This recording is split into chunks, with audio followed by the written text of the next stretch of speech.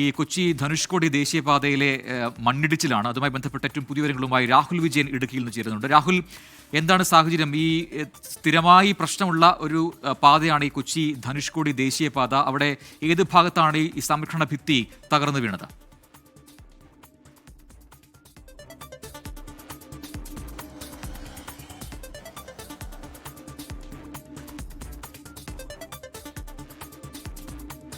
രാഹുൽ, കേൾക്കാമെങ്കിൽ ഈ കൊച്ചി ധനുഷ്കോടി ദേശീയപാതയിൽ ഏത് ഭാഗത്താണ് ഈ സംരക്ഷണ ഭിത്തി തകർന്നു വീണത്? എന്താണ് നിലവിലെ അവിടുത്തെ സാഹചര്യം?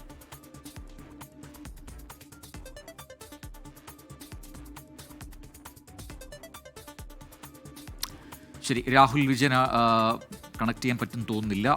രാഹുൽ, കേൾക്കാമോ? സാരമായിട്ടുള്ള ഒരു കുറവ് സംഭവിച്ചിട്ടുണ്ട്, അല്ലെങ്കിൽ വലിയ തുടരാം രാഹുൽ, പറഞ്ഞോളൂ. പ്രജിൻ, മഴ ഇപ്പോൾ എന്തായാലും മാറി നിൽക്കുകയാണ്.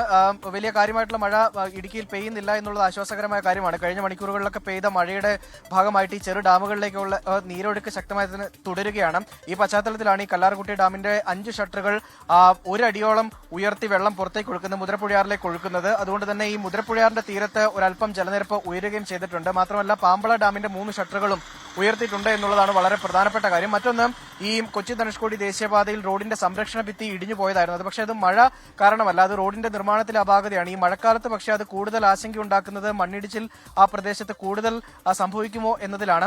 വിനോദസഞ്ചാരികളടക്കം നിരവധി പേർ യാത്ര ചെയ്യുന്ന വഴിയാണ്, പ്രധാനപ്പെട്ട പാതയാണ്. അതുകൊണ്ട് തന്നെ ആ സംരക്ഷണ ഭിത്തി ഇടിഞ്ഞത് ഈ മഴക്കാലമാകുമ്പോൾ കൂടുതൽ ദുഷ്കരമായ യാത്രയിലേക്ക് പോകുമോ എന്നുള്ളൊരു ആശങ്കയാണ് ആ പ്രദേശത്തുള്ളത്.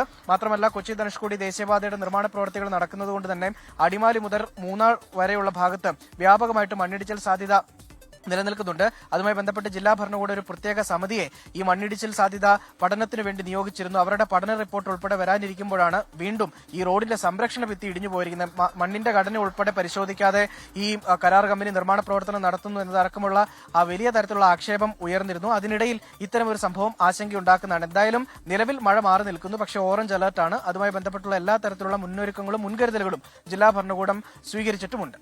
ശരി, രാഹുൽ വിജയനാണ് വിശദാംശങ്ങൾ നൽകിയത് ഇടുക്കിയിൽ നിന്നും.